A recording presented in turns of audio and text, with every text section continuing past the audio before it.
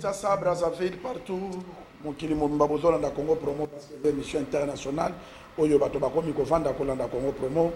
Biso na ndeko Michel topesi bino bambote partout bozali. Boyebi ke Congo promo ezalaka na ba thématique mais avant na visiter sommaire.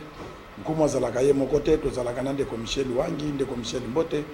Mbote comme qui fait Mbote pe bato bolanda Congo promo eza émission internationale balanda biso na Norvège, balanda biso na Paris, na Angola, na Congo Brazzaville. Partout dans le monde et surtout dans le Congo, Kinshasa, dans la province, dans l'intérieur, partout. Où ils ont émission dans Bango Bazozela, dans le moment où ils Congo promo, après sa lecture, et surtout qu'on peut savoir Congolais, parole, où ils ont spécificité émission, où pour les Congolais réagir par rapport à l'actualité, où les actualités, les journalistes, les co-débatteurs, les experts dans le plateau, la population bien participer dans le débat. Très bien, population a participé dans le débat. Thématique Inabiso Alele Zali, Joseph Kabila Kabanga Zali, condamné à mort.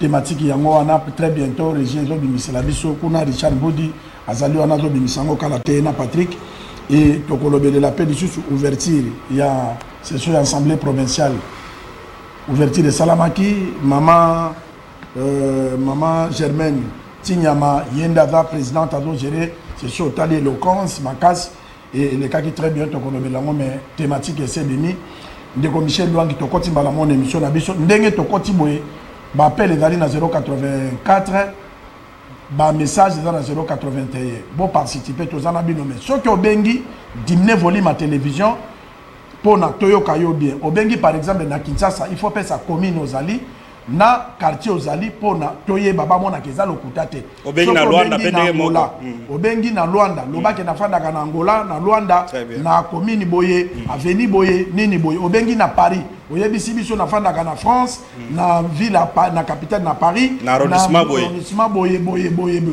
partout ezala bien même na Congo Brazza et kozala bongo pona bato bamona ke ezala ka lokuta te bato bazolanda Congo promo en direct des commissaires Joseph Kabila condamné à mort avant autokota na baléa mususu condamné à mort na Congo parce que s'il prend des bateaux bandima yango parce que babanda ko boya sikonde ko en vigueur. Non, condamné à mort, condamnation à mort na Congo, ezalaki sous pression ba pays étranger, ba pays à Libanda par rapport à la modernité parce que c'est quand même inhumain.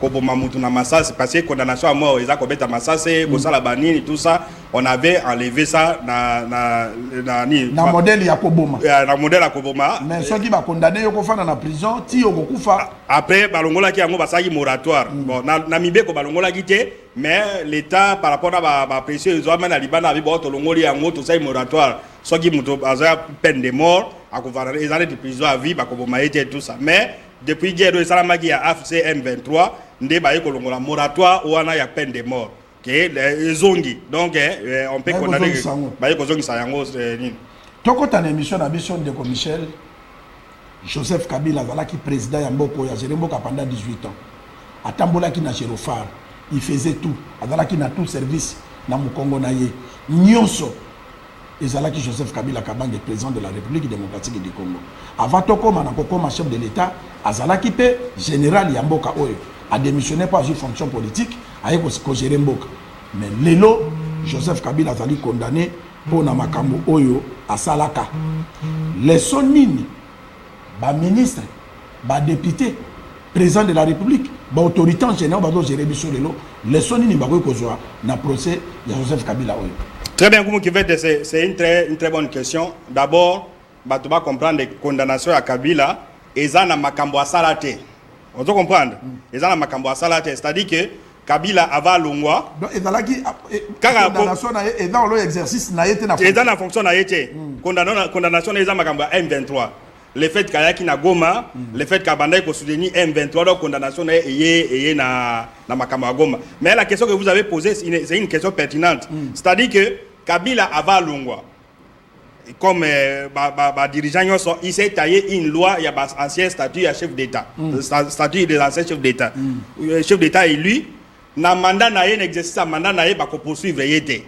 Vous comprenez, ba ko poursuivre yété. C'est-à-dire que tout ce qu'est un chef d'État en fonction, net Félix Tshisekedi les lois Moussa Goya, à moins que loi wane longwa, ba ko poursuivre yété. Vous comprenez? Alors Kabila a réussi quand même na loi wana ba poursuivre yété. Alors poursuite et salami par rapport na makambo ya alliance na M23 ainsi de suite. otuni mutuna leçon nini tokotire tokendaka na matanga soki ebembe kufi passer ou bien musala nzambe azoteya ateyaka mutu wana akufi te ateyaka nde biso.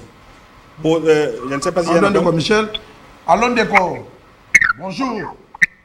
Allô Ndeko, bonjour. Combo contribution au en direct na Congo promo dimne volume à télévision na yo poto landa bien. Allô Ndeko Nkumu, allô Ndeko Michel. Oui. Exemple Ndeko Toussaint Bossissé, l'habitué du Congo promo. Oui, merci Ndeko Toussaint Bossissé comme de ebani minga bengaka. Tozawa na commune ya Baumbu, toza na Beniloa, toza kutu na Matanga.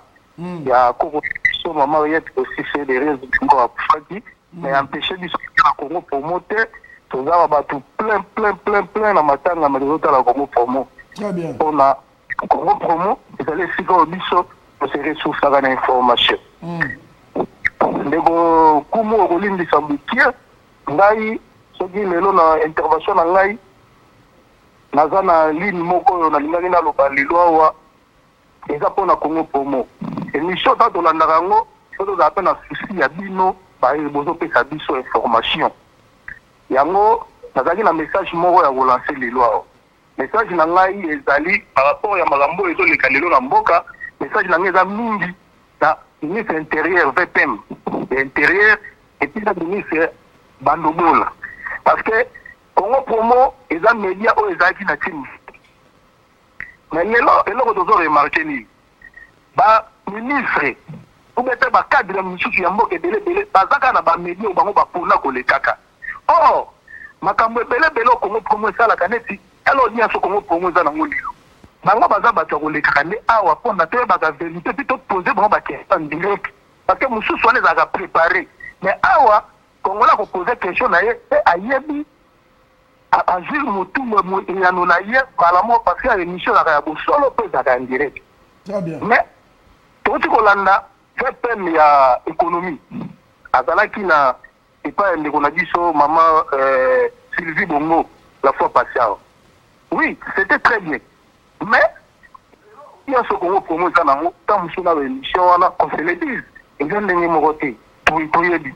Mais VPM siko na tozana makambo ba dollar tozana makambo biloko zo tikate émission ya koka koleka ezande lokwa ba Congo promo parce que to solo la direct na ba kokole ça peut te poser ma question to yeba si réellement dollar ngo ya solo gouvernement de TTC ce qui biloko ngo kokita ce qui ezande ngi c'est comme ça yango na zo lancer appel na VPM parce que yende mutu azalaki mokonzi ya campagne ya mokonzi ya mboka batope basalelaki campagne bango ye oyebi tata ba ministre wana ke kwa bino lolobo za ba ministre baki mokonzi aganye ntango mokonzi aganye mutu nyonso te face retrouve ezate kaka bamedia moko nde ezaka privilégié oyo mutu nyonso tu ministre ya finance ministre ya nini ya koleka epi bamedia mosusu botiki bozala na posa na bango ya soki bango nde fo basalela bino il est temps biso toza na posa nga mpo naloba bien naza mpe na posa moko babanda. Très bien. Très bien, très bien. Omoni Ndeko Michel, Ndeko ya bengi na barumbu a désorienté biso, mais omoni ke ba Congolais ba koli politiquement. Tant to salaki campagne, il y avait des Congolais ba monaki biso de tozo mouillé et tozo a peu brevet de mérite et lelo to komi pembeni. Mais pouvoir o bango bazana lelo ba ministre, ba premier ministre, ba président ba assemblée, ba nani biso to bundaki na yango.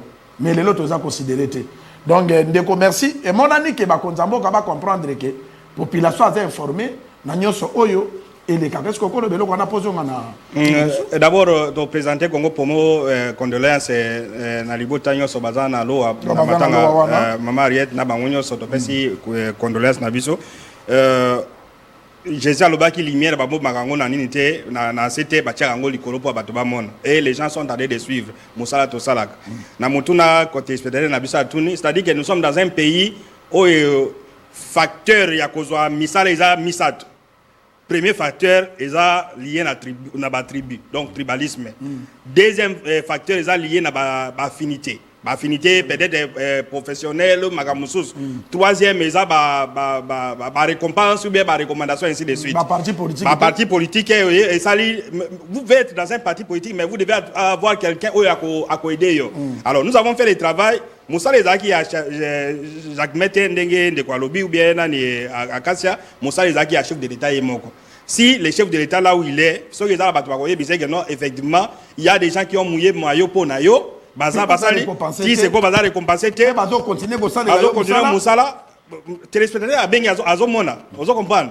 Mais ces gens-là, après si par exemple le ministre de l'économie, azolo bamakambo économie, mais azosala, il y a que la population tout ça. Donc Bengi Sylvie Bongo y a un espace que monsieur les gars par hasard. Donc concerne la bisoté, mais tozolo ba manque il y a reconnaissance, il y a autorité. C'est-à-dire que chef de l'État les a campagne naïe. Nous autres nous avons makambo ebele, c'est-à-dire partenaire dans le caractère l'autre depuis campagne à Félix Tshisekedi. Mais en contrepartie qu'est-ce que nous avons gagné. Donc merci notre téléspectateur, je crois que Babenga 84, je crois que Babenga soit na Bénin, de qu'on a Bénin benga la 84 ou le canantenne. Très bien, de comme c'est ça pour nous relaxer que ba congolais ba lalité, ba mona kanyo so yele kakapé ba autorité. To lo baka ke soki bino bo fudi biso tenzambe na ba koko baza komona.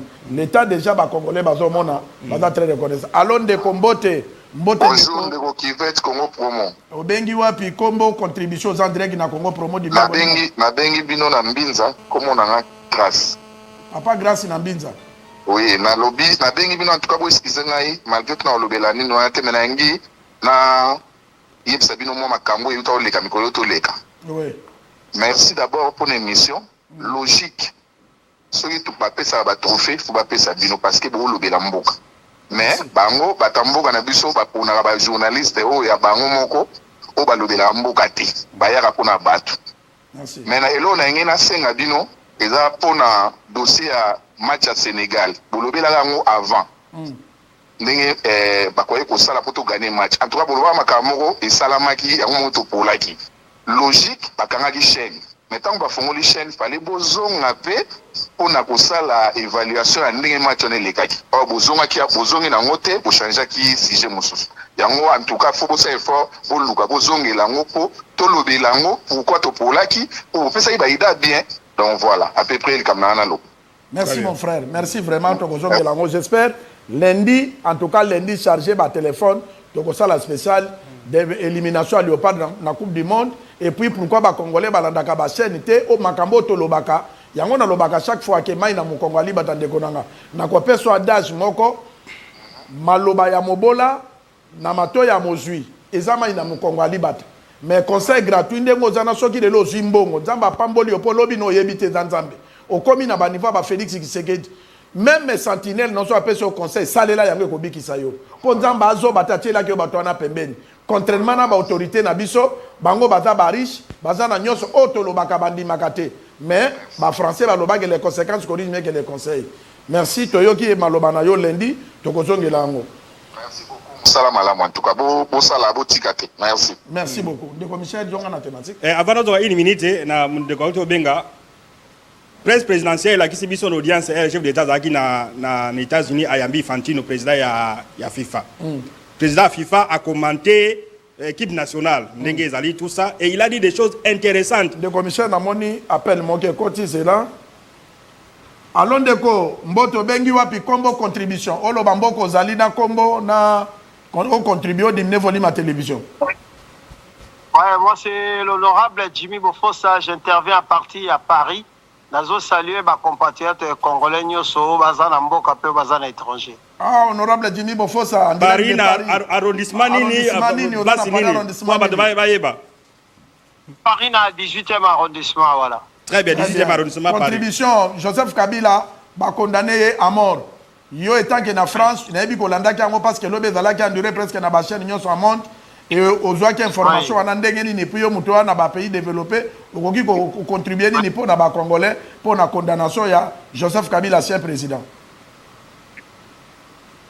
Ouais, ngai contribution nanga en tant qu'un patriote na recevaki décision na vraiment avec esengo parce que biso ba congolais de konangai qui va na Papa Michel, je crois, Bozana Yohana. Oui, Papa Michel.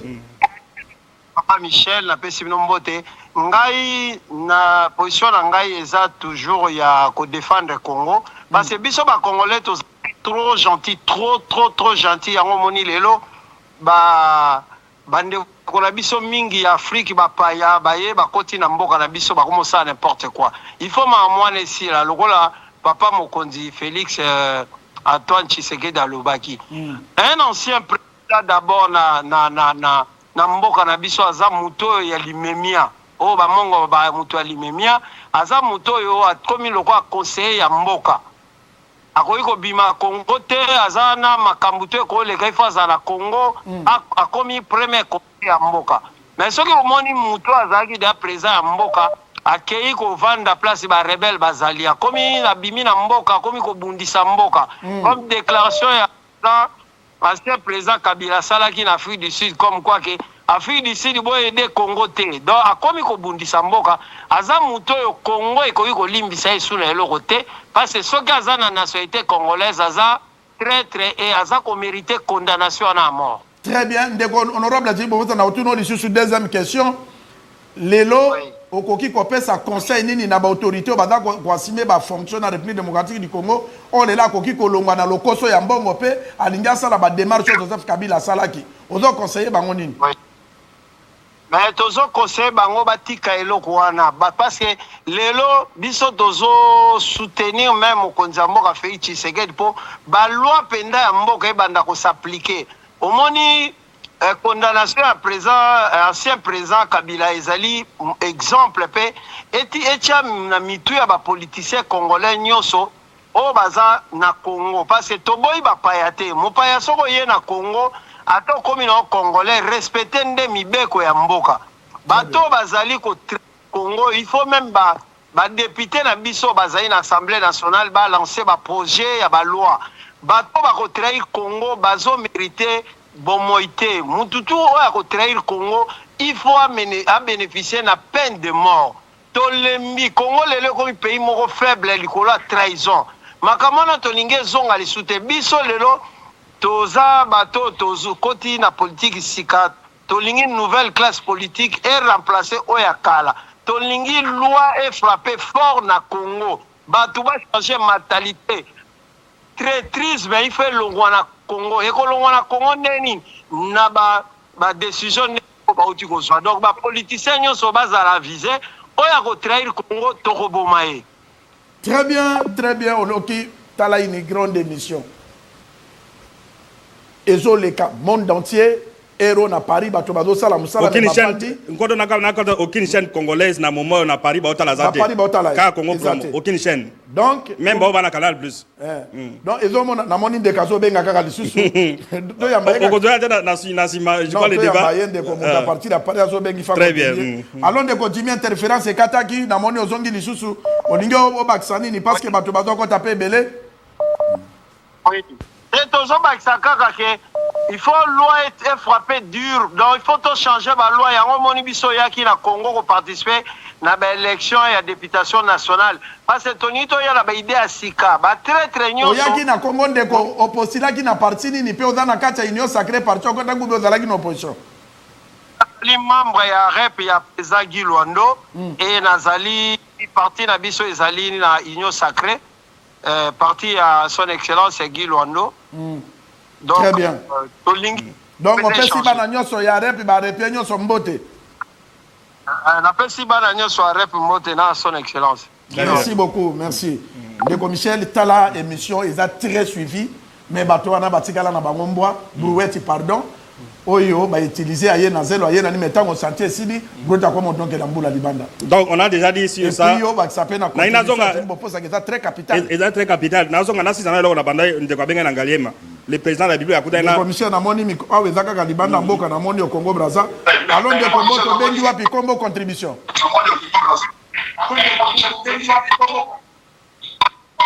De continuer volume ya télévision toyo kayo obengi wapi kombo contribution.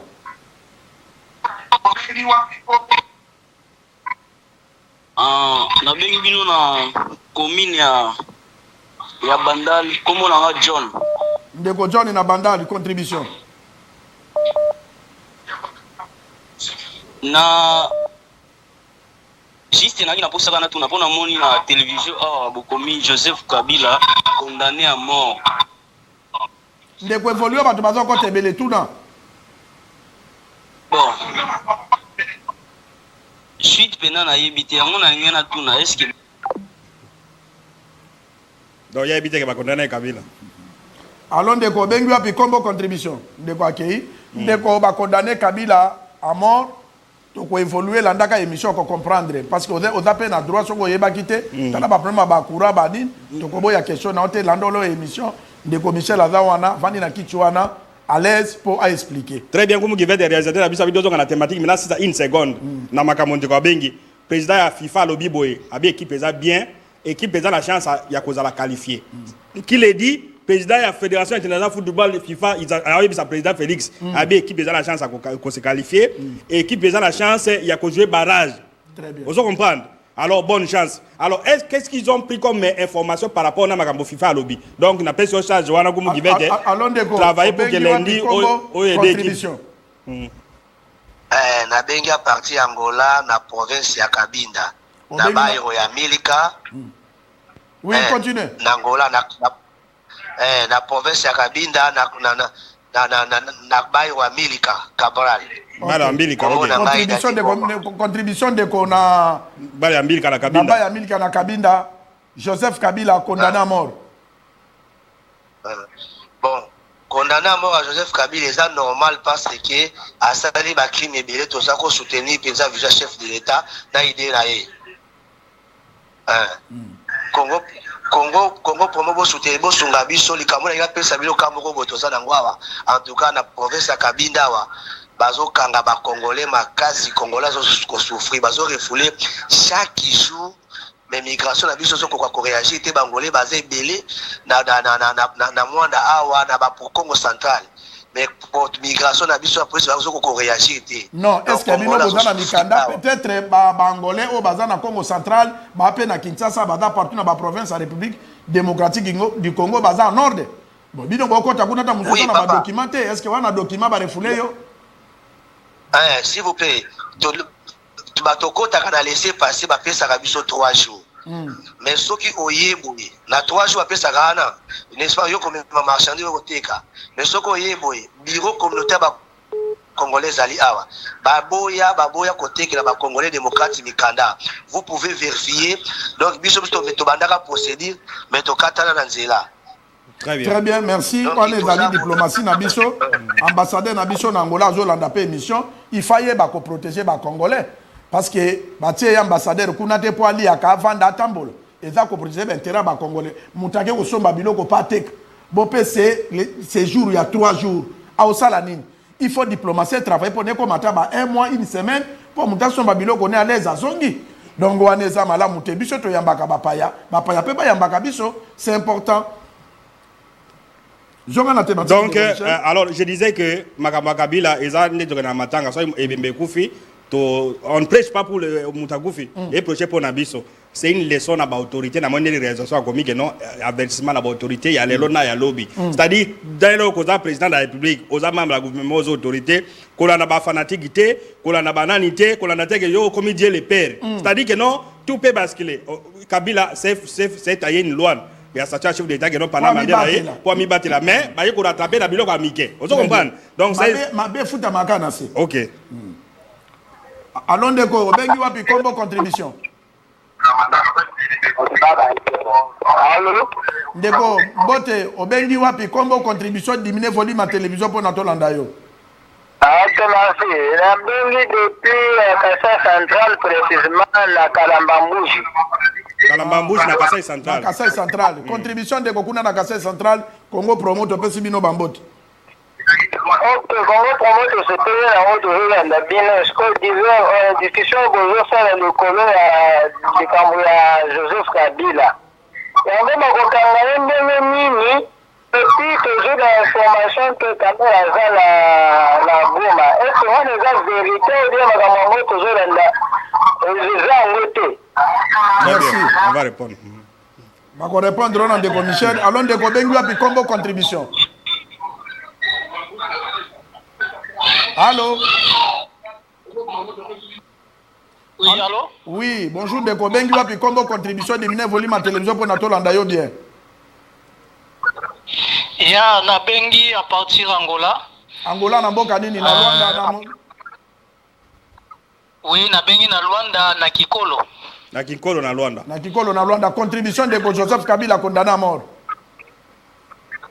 ya banda lobi na nde kulanda déjà procès ya ancien président Joseph Kabila ndenge bamakambo na nyonso oyo elikaki bon nalingi naloba boye po biso toza bakongolais oyo tozo vivre déjà awa na Angola pendant temps ebele na ndenge bakondane Joseph Kabila condamné ya mort biso tonga tosenga na président Tshisekedi na ta oyo nyonso ya azosala po président ancien président aza condamné mais aza arrêté te aza na musika siko na ta nyonso oyo ya kosala ya procès na ye biso tozosenga ke ndenge eza bongo leta nyonso oyo ya kosala asala effort akangela biso ye atia ye pena na prison pour condamner vraiment à mort biso pena ke population to moni ke président pena aza condamné aza kokanga maza na maboko na bango po na ta nyonso oyo ya kosala ya mandat na ye na banzi na sima ya mandat ya Tshisekedi akoyela biso mabe po ye pe aya na mandoki po alongola tata na ye.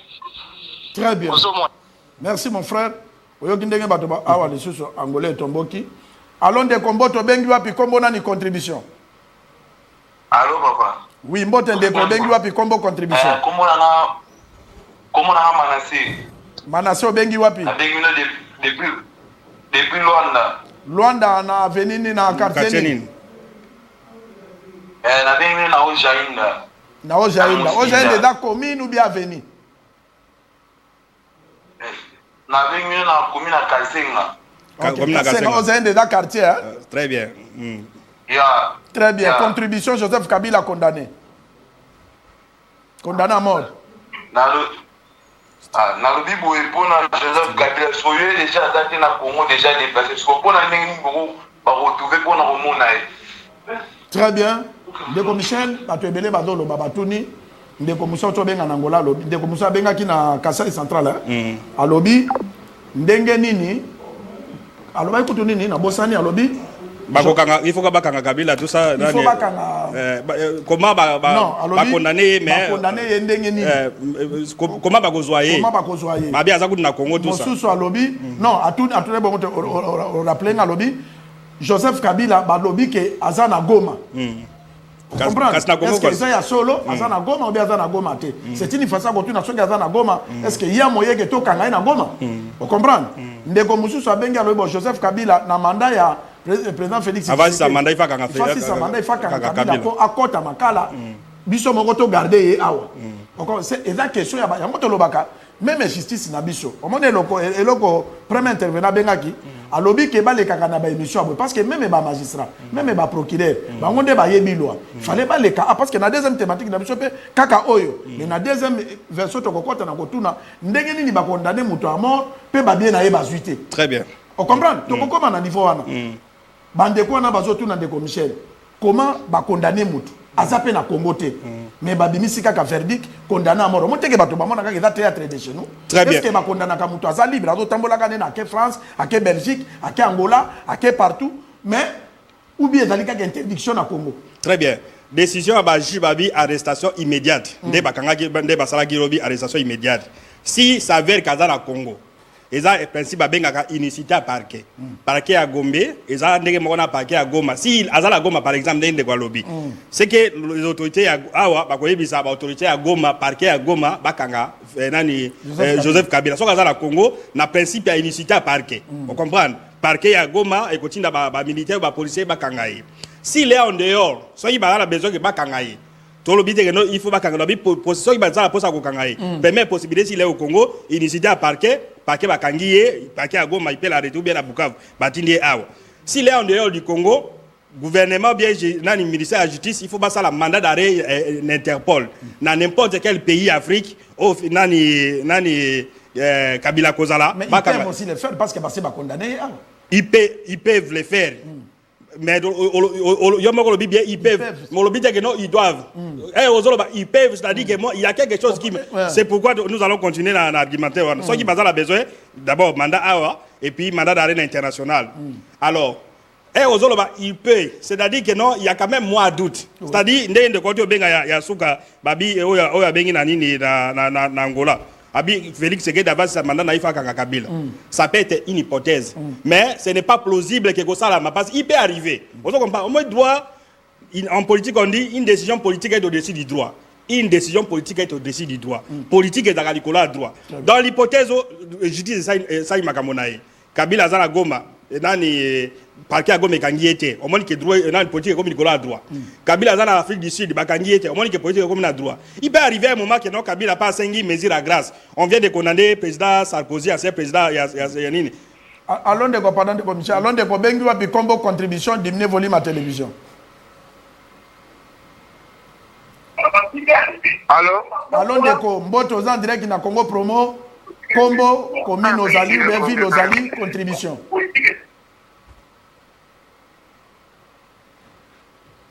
Alors j'allais dire que Congolais comprennent ce que ce n'est pas totalement vrai ou bien que non 100% que non on va condamner Kabila à quoi dans la prison. À quoi dans la prison ou alors une autre mesure que ça m'a dans la prison.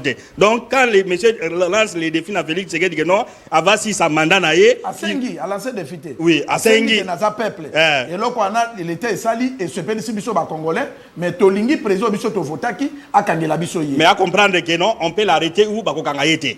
C'est aussi possible. Il y a des gens qui ont été condamnés à mort ba ko ta prison té. Ba condamné bango à mort ba ko ta prison. Donc il n'est pas dit que non so ba kanyo ba condamné au prison nani condamné à mort automatiquement quand dans la prison automatiquement mais il y a la réalité. Donc on ne peut pas dire avec certitude que non né de Kolobi avant mandat à Félix Tshisekedi si là wapi Kabila ba kangela biso était. Donc en tout cas il faut pas être 100% sur négé babanda kolo. Et puis le commissaire tozonga na deuxième parce qu'il y a on a ba répondre ba dirigeant lelo mais Joseph Kabila ba kangiye awa nyonso congolais nyonso ayebi nanga na yo c'est là après bango ya koloba awa même ba officiel ya ba membre du gouvernement baloba que Joseph Kabila c'était rwandais mais ba condamné étant que congolais si c'est endémique que Joseph Kabila za congolais peut ba condamné je m'excuse biloko na nyonso ba kangité. Très bien. Soko tali arrêt ya oya ba jijo ya cour militaire autre cour militaire ba salagi je comprends qu'il y a quand même une discipline dans la justice militaire qui n'a pas justice na biso ordinaire. Les militaires bazana la discipline ya bango. Tout au départ procureur oyo nani na justice militaire ba benga bango auditeur à lobby makambo ya Kabila soki aza congolais bien rwandais ngana mono opportunité na ngote mais il a été acculé na avocat de la République procureur nani auditeur akotaki ya ngote et le juge oya haute cour militaire bango yeyo donc ba image ba lobby que non aza congolais donc il était d'abord militaire a commis président de la République et tout ça. Alors si c'était une justice inféodée on comprend que Kabila c'est un adversaire à régime oyo ces juges devaient automatiquement dire que non c'est un rwandais on se comprend mais il faut batouba comprendre que il y a une différence entre les faits et les preuves. Faits zanini Kabila ndenge toka yi l'idée moko awa. Le commissaire tolo ba vérité parce qu'il portait sur côté wana. Ba fait na ba preuve. Ba membre ya gouvernement. Hollanda awa biso tout Hollanda. Ba lobi Joseph Kabila zali rwandais. Pour preuve ba pesa kombo ya Hippolyte Kandam. Tout congolais ba yebi. Mais ndenge ni justice lo baké aza rwandais aza congolais. Donc ba membre ya gouvernement ba s'est trompé. Très bien. Donc c'est bien non, c'est ça ce que je voulais dire. Donc il y a différence entre bafé na ba preuve. Fait zanini. Oh non Kabila, Aza Rwandais, Aza Boye ou bien Osalagi Boye ça mais bafé on aurait aimé pour que Bakamante aussi sa dossier wana avant même Baji ba statuer, ba leader politique au Baba Biloko wana, il pouvait aller donner ba preuve que non, effectivement moi j'ai travaillé avec Kabila. Nazagine du vice-président naé, c'est un Rwandais comme on a Hippolyte Kanambe Kazembere ndé basalaka. On se comprend.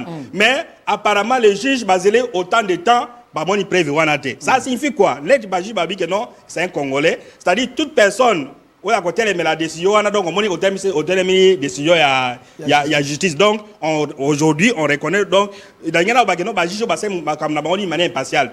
Si vous voulez faire que non la politique politicienne ou bien une justice inféodée, bah il va condamner que non c'est Rwanda. Bah toi on a pas qui qu'on décale bah ba corrompre ba Joana pour ba la faire Kabila Gazaro Rwanda tant de Congolais. Je viens de dire tout à l'heure là qu'il y a j'ai compris qu'il y a une discipline entre ba militaire, ba juge militaire ba au civil. Parce que militaire avant même les Kambo va condamner Kabila oy. C'est-à-dire que pour eux bah moni que non le fait que Kabila était à Goma automatiquement Aza chef ya rébellion. On peut ça ba juge tordé le fait que non ba ministre ba comme abuna de ba moni be pouvoir politique na pas mater tout ça. Donc les juges ici ont fait du bon droit. Alors concernant une nationalité, il n'y a pas un document qui prouve que non parce que bangiba accusé que non ils ont traité ayaki autre ayaki nani infiltré ou bien nani, il n'y a pas un document qui atteste le que non Kabila za rwandais yango ba sali auto na biloko na ye bakangaki, vous comprenez? Si c'était une justice inféodée, automatiquement on voulait dire que non ba saisir ba biloko na bango biloko na ye, mais ils se sont référés na droit parce que même si on dit jurisprudence même il y a statut à Cour pénale internationale. Baboto la kamutu biloko so qui na crime ya salaki résultat ya crime. Ozola na ngumu givet. Kabila a été président de la République. S'il a été jugé comme président de la République pendant 18 ans na ye, so qui ba jugé na ndi wana, à ce moment tous les biens qu'il a eu comme président de la République, ba ngai ba saisir yango. Alors maintenant, moyen à saisir na moment où ils ont parce que est-ce qu'on a prouvé que non, dès Kabila comme na Goma, est-ce que Sombi Biloko a profité na AFC M23. Est-ce que vous avez compris? C'est-à-dire pour n'esprit à juge, on saisit bien à Moutou, ce qui Biloko et profité na crime na moment wana. C'est pourquoi les juges ont dit que non, il n'y a pas à tester biloko nene de bagingakati, biloko nene azwagi tout ça batike les biloko. Donc pour me résumer, juge oyo basali quand même musala oyo que non. Pour na yo bato bakoya ko qualifier kana simano bajana basambisa likambota musu balia kambongo ezate basambisi bien. Basambisi soko moni droit de la République oyo biloko misato. Kabila chef AFC M23. Congolais azala ou bien on ne peut pas te donner les preuves. Pardon de Michel, allons de Kobengu api combo contribution. Allô, ndeko soki okoti en ligne contribuer mbala moko. Très bien de commissaire Mandeko. Na biloko na misato. Kabila chef AFC le fait qu'azala ikuna même aza chef D. Tout le monde peut croire que non azama kozi na bango. Deuxième chose, il y a Kabila rwandais. Jusque là il n'y a pas un document qui atteste que non Kabila il n'est pas congolais, baji ba pesi raison. Troisième, bako saisi ba biloko na biloko azana ngo ezali biloko quand il était président nani militaire na président de la République. Il n'y a pas un bien au Kabila zo ngo na kokomaka chef AFC M23. C'est pourquoi les juges ont dit il n'y a pas une base légale. Base légale dans le sens que non baboto la moto biloko est profité na o a commettre pendant qu'il commet les crimes biloko a profité de baboto la. Donc les juges ont fait du bon boulot. Très bien. Tout ça qu'on compte là-bas juste, mais tout ça qu'on sala musala ndenge soki bato basali musala na mboka, il faut qu'on félicite bango. Bazo mériter félicitations. Biso na Congo promo, to féliciter ba juge, baza la pe kaka bongo na makambo nyonso parce que intérêt il y a république. Nzamba pesa gimino poste wana et lelo ndenge bosali dossier oyo pe bo condamné lelo nzambe na bakoko batinda kibino wana pamba te boko kisi pour ça tolobaki na annonce nanga na lobaki ke to kolanda ouverture ya session ya assemblée provinciale bafungola ki session na bango présidente de l'assemblée Mama Germaine Tinyama azalaki wana tolanda bongo tozonga assemblée provinciale. Honorables députés provinciaux, chers collègues, distingués invités, tout protocole observé, mesdames et messieurs, comme vous le savez, la session qui s'ouvre est essentiellement budgétaire. Conformément aux dispositions de l'article 182 de la loi numéro 11/011 du 13 juillet 2011 relative aux finances publiques. Pour se conformer à cette obligation légale, l'Assemblée provinciale de Kinshasa va s'atteler en priorité à l'examen et au vote des matières du domaine relatif à la gestion des finances de la ville-province de Kinshasa. L'examen et le vote de ces deux matières inscrites en priorité pour être débattus par les honorables députés au cours de la session qui s'ouvre ce jour nécessite de la part du gouvernement provincial le respect du délai légal prévu en la matière pour le dépôt du projet de budget de la ville de Kinshasa de l'exercice 2020. En effet, le calendrier des matières adoptées récemment au niveau de la conférence des présidents et qui sera soumis dès la semaine prochaine à l'approbation de la plénière prévoit d'examiner au moins 25 matières du domaine législatif et celles du domaine non législatif. Parmi ces matières, la priorité sera donnée à l'examen et au vote de deux textes législatifs d'une importance capitale pour la ville de Kinshasa, à savoir la proposition d'édit portant une mesure sur la protection des populations de Kinshasa contre les Koulouna, initiative de l'honorable Diabanza Martyr. La proposition d'édit portant réglementation de l'exercice du transport en commun par les taxis. Très bien, le commissaire Namoni Mouto a présenté session, il a dit vice-présidente. Première vice-présidente, mais président assemblée provinciale Namoni était. Président de l'Assemblée provinciale, a victime à pétition, ça qui est pétition, alors il va déposer jour d'ouverture, alors pour des raisons de santé, à se retirer. À se retirer, on est à démissionner ou bien à se retirer après à ça, on dit d'une manière polie, d'une manière peut-être politique. Bon, c'est bon, avocat le bac non à se retirer, ça peut, il ne voulait pas dire que non, j'ai démissionné. Donc, mais leurs collègues ont compris que non. C'est une démission tacite. Donc, on lobby. Il faut le bassin la loi. Il y a pour éclairer l'opinion. À lobby à se retirer. Les Congolais vont saisir ni pour la présidente l'Assemblée provinciale de la ville de Kinshasa. Qu'on se retire, c'est vague. Balingaki, il fallait ça la salité. Or, qu'il y a vacances. Mais non, ouverture à mon anité. À lobby réseau de santé. Ceux qui santé sont bien à Kozonga. Ou bien, c'est parce que maman a présenté très bien, attend en absence, il y a un changé zaté. Non, c'est-à-dire que le terme utilisé n'a rien à se retirer. Pour se retirer, on peut interpréter. Dès lors, parce que ceux qui. Un député qui s'absente au cours d'une session, un quart à la session. Ce qui s'absenter, d'abord, il perd son mandat à député. On saura peut-être dans les heures ou les jours qui viennent, ce que non pour des raisons de santé de se retirer, mais les députés ont compris que le président a sous disponibilité. C'est pourquoi la vice-présidente assume l'intérim, mais le président. Et puis, il faut que non, l'assemblée délibérante, il n'y a pas intérimaire. Ndekazawana a présidente et l'assemblée provinciale. On ne laisse pas un intérim, mais l'organe délibérant, le Sénat, l'assemblée provinciale. Donc, Aza, présidente et l'Assemblée provinciale. Très bien. Pour nous respecter les institutions, et puis tous les Congolais dignes, de communiquer que émotion, c'est un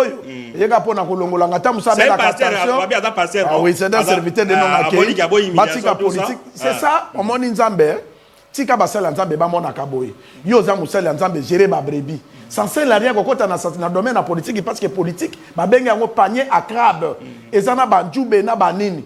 Alors asadi quand même éthique à respecter nzambe na ye que na boya sambwa ba église ba lo ba ke balongola pasteur na biso à se retirer na ye et maman paix asali musala très bien ba a conduire une affaire à session qui va voter budget, c'est elle qui sera présidente de l'assemblée. Oui, donc assemblée provinciale à Kinshasa bazala ki na bato valait parce que maman zala ki wana botali ndenga tangi lecture très bien et maman félicitations, bonne chance, continuez on peut sa valeur na ba maman lobi bato baloba ke moi ça tonganda ko teme na mandat Félix Tshisekedi basi bazo tonganda ko et mona ni félicitations pe na bana nyonso ya ba député nyonso assemblée provinciale pona kozwa maman oyo aza ko simba bino trop bien biso pe na Congo promo to bwa keli yo ba fololo de commissaire tozonga kaka na makambo na biso oyo ya Kabila on peut remettre thématique est-ce que kotika biloko wana mais babuki makolo bien parce que même na loi muto ya kufi biloko ko makande ya bana siko ye ba condamné à mort et là kufi déjà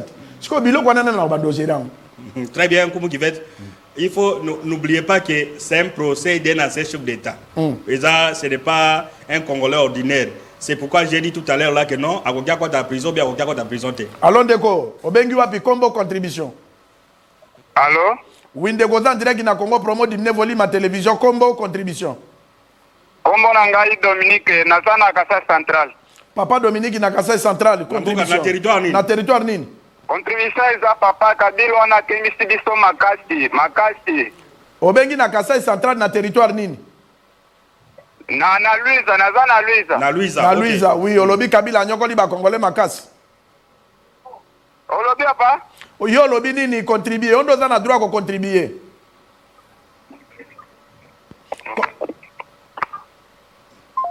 Donc de alobi ka Kabila nyokoli makasi a féliciter ba juge, ndenge ba condamner donc nyokoli ba Congolais makasi. Continuez de.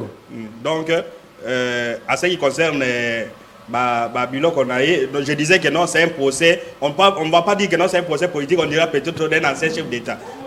Donc, tous est là.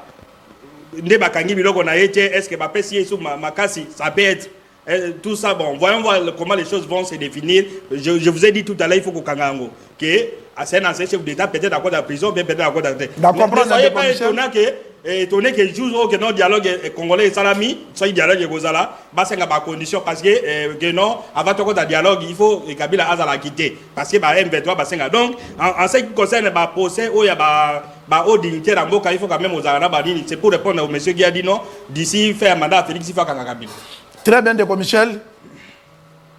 Patrick Sokozanzela Mogona Komu te féliciter parti arabe parce que mon Mboka Guy Luando Oyo Mindele Baloba yango mon Mboka Guy Luando do sala ke ceux qui osent préparer kimia il faut préparer pe boanya na kotonga yango arabe eza ko continuer ko changer ba jui président AI mon Mboka bongo ko ya komi président AI ya arabe une grande partie chez mon Mboka Guy Luando na ba repena ba repien nyonso vraiment bozui président AI wana bongo ko ancien gouverneur il y a province à Tuapa actuel sénateur plusieurs députés nationaux député national azape azalaki ministre ya petite et moyenne entreprise bongo ko wana wana CV na ye eza costaud et lelo azali président AI rôle la président AI ezalaka nini ndeko Michel rôle la président AI na parti secrétaire général azali kolona ye ou bien président AI yenda fan Saka Moboko y a parti pour la bonne marche parti tambola bien.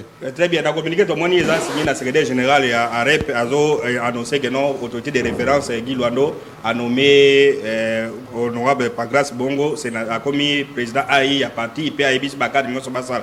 Alors avant qu'on réponde rôle à président AI mais il faut dire que non AREP et répondre à des critères démocratiques pour gérer parti politique. Pour être dans un pays sérieux, dans un pays où on respecte les normes, ne peut être président parti politique ou secrétaire général parti politique, c'est un élu. Est-ce que vous comprenez? Très bien. Président parti politique, il faut comment on a l'autorité de référence. Prenons Guy Luando comme président à REP, comme membre du gouvernement, mais c'est un élu. Il a député national, il a sénateur. Bon, quand il est là, il a sénateur, c'est un élu, il a commis président AI. Donc, dans la partie, vous verrez dans la plupart de la partie à Minene, il secrétaire général. Oui, parce qu'un élu a une charge. Il y a qu'à gérer à la campagne. Il faut que tu aies un élu. Très bien. C'est pourquoi vous avez vu, Nathan, il y a AMP, UMP, Balongola, Ikoyagalo, réseau Zaki Koyagalo, non, il n'est pas un élu, il fait bâtir un élu. Donc, à Répé, à Zuilelo, sénateur, Bongo Koyko, mais président AI. Alors, rôle à président AI, il y a président et parti. Vous comprenez? Yende a sa orientation. C'est comme PCA dans l'entreprise publique. Il donne les orientations, mais le secrétaire général, il gère les partis au quotidien. Donc, c'est la PDG d'entreprise. Mais il y a le président du conseil d'administration, le président AI, il a sa bagage d'orientation. Le secrétaire général a appliqué. Donc, c'est pourquoi vous avez vu, on félicite Kanga, Pascal Kanga. Alors, c'est quoi? Mais les gens, les responsables du parti politique, non, être secrétaire général du parti ou bien président du parti, ce n'est pas de la carrière. On va nous salaire à 10 ans. Normalement, pour gérer le parti politique, ça a tout au plus de 3 ans. Vous comprenez? Très bien. 3 ans au long secrétaire général, Baché Moussou. Au moins, Pascal Kanga, il va créer AREP. A créé maintenant AREP comme une structure, et puis au moment où avant qu'il y ait une élection, il faut pas avoir secrétaire général. Donc vous êtes secrétaire général du parti bien parti. C'est que Guy Luando doit respecter bonne marche à parti. Vous ne pouvez pas, quelqu'un ne peut pas être secrétaire général à parti à vie.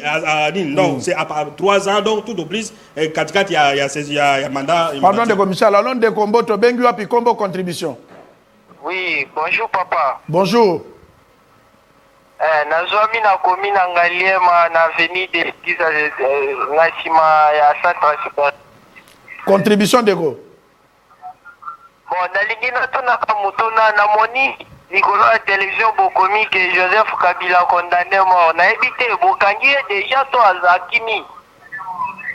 Très bien, tolobaki que Joseph Kabila dans Mbokate. Mais bah condamné à mort na ba acte à salaki et muto a géré Mboka pendant 18 ans comment qu'on se retrouver pas ba rebelle acte wana et pas na biso et haute trahison alors ba bato ba sambisaka mibeko ba moni ba nandenge ba jisaki e ba condamné à mort. Très bien. Très bien. Ndeko Michel télévision zalitango mot de la fin au résumé p condamnation à Joseph Kabila normalement côté ya kochité Oshita qui bien te pour na copier sa conseil na bateau bateau gérer les lots parce que papa mbatika dash moka lobby lokuté en bongo et kanisaka ke liwe zaka pona babola tango moto aza na Gérofar amonaka te ke lobi akokoma pe akangami na embouteillage ayebaka te ke lobi akozala pe na basoda na pembe na ye lisusu te mais makambo azosala lelo un jour ekolanda ye parce que lo aneza tende na président de la République eze ya ministre te eze ya ADG te eze ya banani te okopesa bango conseil nini opesa pe Félix Tshisekedi na bato nyonso bazoyembela ye lelo Fati Beton lobi bakoyembela ye lisusu te parce que Joseph Kabila ye yo condamné bato nyonso bamanda koyembela ye Raïs baza lelo bazolia baotambola pe na bagérofare lisusu. Très bien.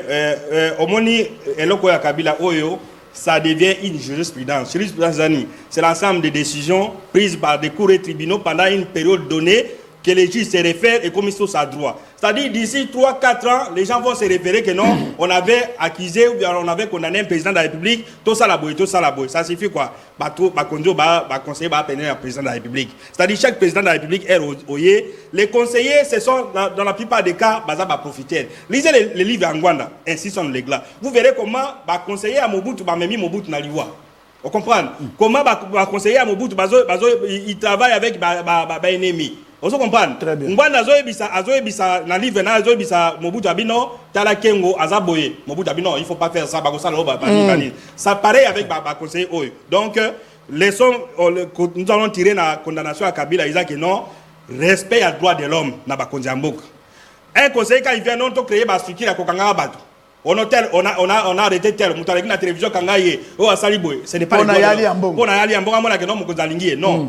Aider mokonzi Nzela il y a quelqu'un qui vient d'appeler na Kalabambouji. Nzela Kalabambouji monge bima isana makate et donc le président mais mbonge ko sala mandegeni. On vient d'avoir un nouveau DG Yasnel. Mais courant on a exacté. On vient d'avoir un gouvernement. Biso to sala Félix Moussala Tidelo. Et là comment côté tout ça ce sont les autres. Il bisa ke bana mbalo na basala ka Moussala chef yamba bango. Bango basala bongo te. Donc alors et là ya Kabila oyo et pesa leçon et puis là où les autorités sont ba mona que non. Et puis les commissaires non, aux en amont de la fin.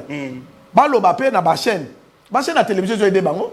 Ba patron ba chaîne. Qu'est-ce qui manque que gouvernement peut financer ka bango? Nefis kata na ba groupe. Ba répertorier ba chaîne à télévision et ça la comme ça la pona mbok. Ba zo ata ba groupe électrogène pona ceux qui couraient que ba dans la rupture. Ça aussi. Est-ce que l'état peut aider ba patron ba chaîne? C'est important. Aller dans certains pays. Et ça la magana ba Sénégal. Sénégal ba pays bien même dans l'Afrique na banani wana. Rôle il y a haute autorité des médias le conseil il y a quoi ça là bas moyen il y a quoi ça là parce que ce que nous sommes en train de faire ici c'est un travail pédagogique ba juge wala ba condamné Kabila ils ont fait leur travail ici alors congolais congolais ba yobi keza d'éviter quand le congolais dit que non Kabila Félix c'est ça qui mandé si le kangele biso Kabila te et là quoi des autres tabato vous comprenez il faut que ça congolais que non mettez les moyens tout ça donc et donc le président a fait du travail le travail qui a no azala élu et dans les bateaux basala qui Kabila lelo tous ces membres qui étaient derrière Kabila lelo bazo se cailler on comprend tout le monde savent champagne ndenge bakangi ba condamner Kabila mais vous étiez parmi les gens au batini Kabila sur le cœur Kabila chandé alongoli deuxième tour élection présidentielle pour na bino bo s'enrichir on comprend ça nini Kabila longo ba débat contradictoire il a fait beaucoup de choses mais bino boza aujourd'hui on voit Kabila donc comme vous avez dit là-bas c'est un avertissement aussi pour ceux qui nous dirigent aujourd'hui et pour ceux qui vont diriger des mecs non en tout cas justice et lobby que non fini la récréation. Merci. Fini la récréation ngana koloba na usu kisanga na de adage.